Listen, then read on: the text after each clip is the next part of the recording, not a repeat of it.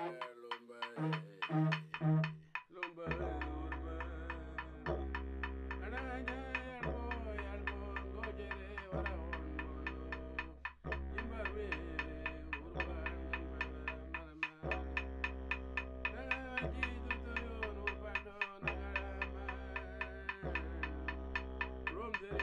the 1920s, there was a real push for field workers to go to different parts of Australia, and the photographs are the earliest images of the community at Milangimbi.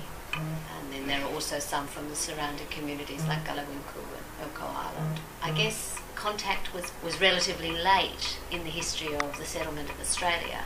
It's the 1920s when anthropologists are going to Arnhem Land.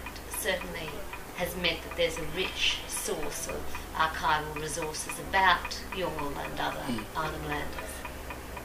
With Warner collection, one of the superintendent who was there first, the missionaries, this is the time when Millingham was sort of established in the early 20s, so I started off with that. A few of the materials have been shown to the community where I come from.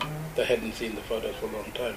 An early stage were people, the photo was taken, and as we all know, when first technology came in, it was really weary. People were sort of walking around, didn't actually cover themselves. That was the first thing that how valued that information is to the community when you look at that perspective. It sort of meant something very important, and to capture those information and capture those images, and I think it's going back to the dignity of people and how they survive, how they want to live and negotiate with that sort of example. I am taking back the photograph, build up that partnership to work with the community and the University of Sydney. We got to see the copyright as well, and what sort of repatriation will be performed or sort of given to the community like a database. There'll be libraries, there'll be information centres. People are already restoring their information there. Us as a Yolngu, Pichinjara ones, and all the other groups of people. I think it's like welcoming back, because I think when these sort of materials are going back to the community, it will be start maybe sing along, or there will be a purification ceremony which will smoke the photograph into Yolngu land again. And it's about to put that images through the Yolngu perspective, how anthropologists or the researchers went over to the community in the first instance.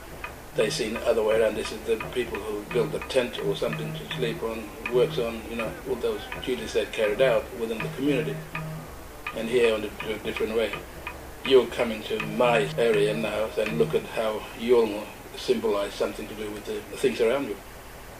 About art, art world, about Yolngu. And this is the understanding of, not only the art is going to be for the cosmology as well, and the everyday life, which goes the good side, the dry and the wet, the day and night. I'm looking at that point of view, so you sort of understand of labeling that information. The real point of difference is that it is Yolngu-led. It's Joe's project. Joe's the lead investigator, has a way of exploring the photos, repatriating the photos back to the community that's totally appropriate for Yolngu. So it's a different dynamic than the institution going up to the community and saying, can you tell us what's the access to them? Can you tell us what they're about? We want to identify everybody in them. So it's just a different dynamic when it's Yolngu-led. A lot of people around the world have their own sort of culture sort of thing. This is to plant your own garden and give the water to your own garden, own backyard. Before it slips away, you have to do something in your own backyard first. Clean it up, clean the mess out, and said, you have to be honest to people. And that's where the respect coming from. Education and training should be involved in many ways to start run their sort of own show, where sort of in this ages we meant to adapt with somebody like some partnership or some negotiation body with the project. Expertise that we like to capture that information.